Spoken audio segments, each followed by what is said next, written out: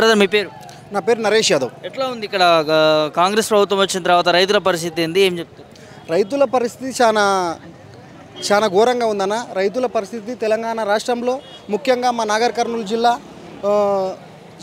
రైతుల పరిస్థితి చాలా ఘోరంగా ఉంది. రేవంత్ రెడ్డి గారి ఈ నాగర్ కర్నూలు జిల్లా ఒంగూరు మండల్ కొండారెడ్డిపల్లి అని ఇక్కడ ఆయనని అభివృద్ధి చేస్తాడని ఆయనని అందరూ ఏకమై భారీ మెజార్టీతోటి ఇక్కడున్న స్థానిక ఎమ్మెల్యేలను కూడా గెలిపించడం జరిగింది.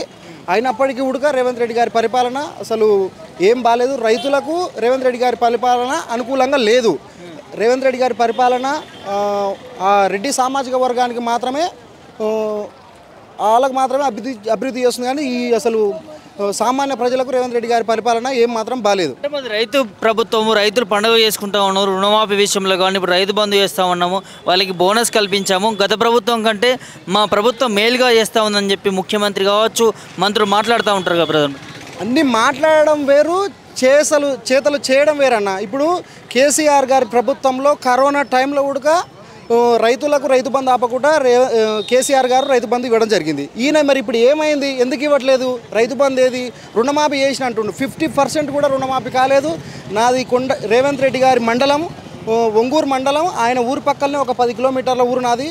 మాది పోతారెడ్డిపల్లి. అసలు మా ఊరికి వస్తాడా లేకపోతే రేవంత్ రెడ్డి ఊరికి పోదామా? ఇప్పుడు మా ఊరికి వస్తాడా ఆయన ఊరికి వస్తాడా? ఎవరు వస్తారో ఆయన రమ్మని పంపమని చూద్దాం. ఎవరికి చేసిండు ఏం కథ? ఈరోజు మా అమ్మకు ఒక 5 ఎకరాల భూమి ఉంది, మా నాన్నకు ఒక 5 ఎకరాల భూమి ఉంది. వాళ్ళకు ఒక 1,00,000 రైతు అది ఉంది, కాప్ లోన్ ఉంది యూనియన్ బ్యాంకులో. మరి ఇప్పుడు వాళ్ళకి ఏం సమస్య అయింది ఏం కథ ఇప్పటికీ వాళ్ళిద్దరికీ కాలేదు. మా అన్న వాళ్ళు ఉండరు, వేరే మా ఊళ్ళు వాళ్ళకి కాలేదు, ఎవ్వరికి లేదు. అసలు ఆ రుణమాఫీ అనే ముచ్చటనే లేదన్నా మాకు. మరి ఏం జరుగుతుంది? మేము అన్నీ ఎంక్వైరీ చేసినాం, బ్యాంకులో ఎంక్వైరీ చేసుకున్నాము, ఎంఆర్ఓ దగ్గరికి అది ఎక్కడ ఏం ప్రాబ్లం లేదంటారు, కానీ మాఫీ మాత్రం కాలేదు. రుణమాఫీలో ఎన్ని తప్పులు వస్తూ ఉన్నాయి, చాలామంది కాలేదని రైతులు మాట్లాడుతూ ఉన్నారు. ఎక్కడ లోపం జరుగుతూ ఉంది?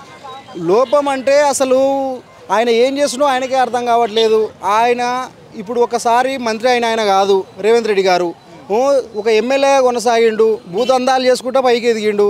స్పాట్లో ఒకటే సర్వే కుర్చీ మీద కూర్చోనే వరకు ఆయనకు ఏం చేయాలో అర్థమవుతలేదు. ఆయనకు పాలన ఎట్లా కొనసాగించాలో అర్థమవుతలేదు. కనీసం ఆయన మీ మీడియా ద్వారా అతనికి రేవంత్ రెడ్డి గారికి అతని వెమ్మటి ఉండే వాళ్ళ సలహాదారులకు కూడా ముఖ్యంగా నేను ఒక విషయం చెప్పదలుచుకున్నా. కనీసం మీరైనా మంచి సలహాలు ఇవ్వండి. రేవంత్ రెడ్డి గారి ప్రభుత్వానికి మంచి సలహాలు ఇవ్వండి. ఈ కనీసం ఉన్న 40-45 నెలలు ఉంటుంది అతని గవర్నమెంట్. ఈ 40-45 నెలలన్నా కనీసం ప్రజలకు ఏమైనా కొంచెం మేలు చేసే ప్రయత్నం చేయండి. గతంలో ఇప్పుడు ఇంకొక 20-30 ఏళ్ళు అయితే అనుకుంటారు రేవంత్ రెడ్డి గారు ఉండేనంట, ఒకసారి ముఖ్యమంత్రి అయ్యిండంట, కాంగ్రెస్ ప్రభుత్వం ఉండేనంట, అయ్యిందంట అనే కాడికే వస్తుంది తప్ప ఇంకా ఫ్యూచర్లో కాంగ్రెస్ ప్రభుత్వం భూస్థాపితం కాబోతుంది అంతే. మీ ప్రాంత బిడ్డని మీరే ఇట్లా మాట్లాడితే ఇంకా బయట ఎట్లా ఉంటుంది? మీరే ఇంకోసారి రాడు అన్న. మనం వాస్తవాలు మాట్లాడుకోవాలి. మన ప్రాంతం ఆ ప్రాంతం ఈ ప్రాంతం కాదు, మనకు అభివృద్ధి కావాలి. అభివృద్ధి పథంలో చూడన్న నా రోడ్లు ఏముండయి తెలుసు, ఏమున్నాయి రోడ్లు లేవు, ఏం లేవు. 15 నెలలు అవుతుంది అతను గెలిచి, ఇప్పటికీ ఏ మాత్రం అభివృద్ధి లేదు.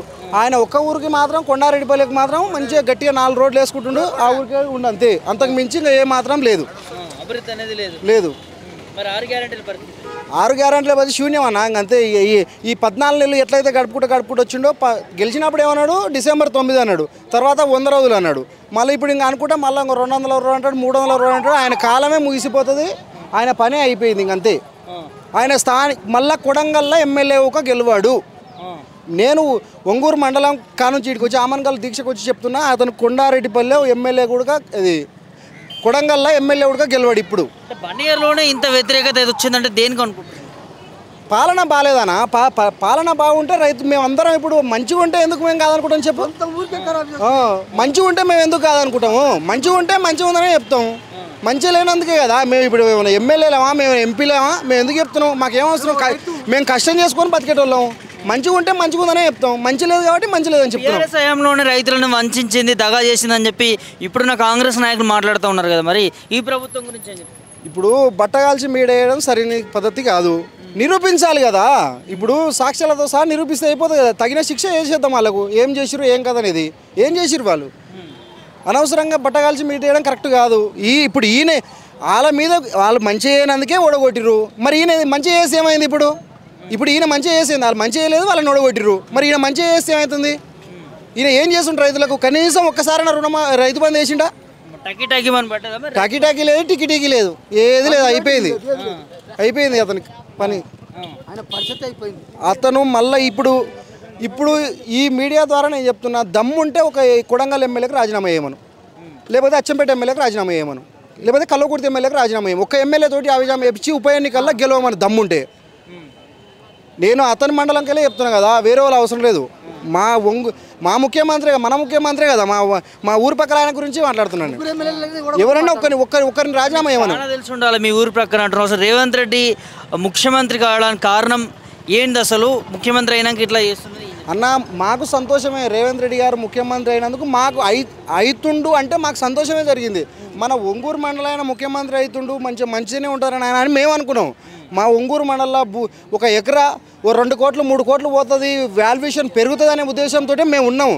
కానీ ఏది లేదు, ఇంకా రియల్ ఎస్టేట్ పడిపోయింది. ఇంకా ఈరోజు ఒక అమ్మాయి పెళ్లి చేయాలంటే 4 ఎకరాలు ఉన్న రైతు 1 ఎకరా అమ్మాయి పెళ్లి చేద్దామనే ఉద్దేశం మీద ఉన్నాడు. అప్పుడు 30 లక్షలు పోతే ఈరోజు 10 లక్షలకు ఎవరు అడుగుతలేడు అన్న. రియల్ ఎస్టేట్ పడిపోయింది మొత్తానికి. ఏం లేదు, ఇప్పుడు కళ్యాణ లక్ష్మి అన్నాడు, తులం బంగారం అన్నాడు. పందిరి వాడు పట్టక ముందుకే వచ్చి తులం బంగారం ఇస్తా అన్నాడు. మరి పందిరి వాడు పట్టిన ఆకు తులుపుతున్నాయి, పందిరే తీసేస్తున్నారు. మరి ఈయన ఎప్పుడు ఏనాడిస్తాడు? మరి తులం బంగారం లేదు, కళ్యాణ లక్ష్మి లేదు. ఎవరన్నా దురదృష్టవశాత్తు ఎవరన్నా రైతు చనిపోతే ఆ రైతు బీమా ఉడకలేదు. అలాంటి పాలన తెలంగాణ రాష్ట్రంలో కాంగ్రెస్ ప్రభుత్వం ఉన్నందుకు చాలా బాధాకరం. అతను కాంగ్రెస్ ప్రభుత్వం ఎప్పుడు పోతుందా నాయన అని మేము ఎదురు చూస్తున్నాం. 4 ఏళ్ళు ఉంది కానీ ఆయనకు దమ్ముంటే ఒకసారి రాజీనామా చేసి ఉప ఎన్నికలకు పోతే దాని సంగతి ఏందో మేము చూపిస్తాం.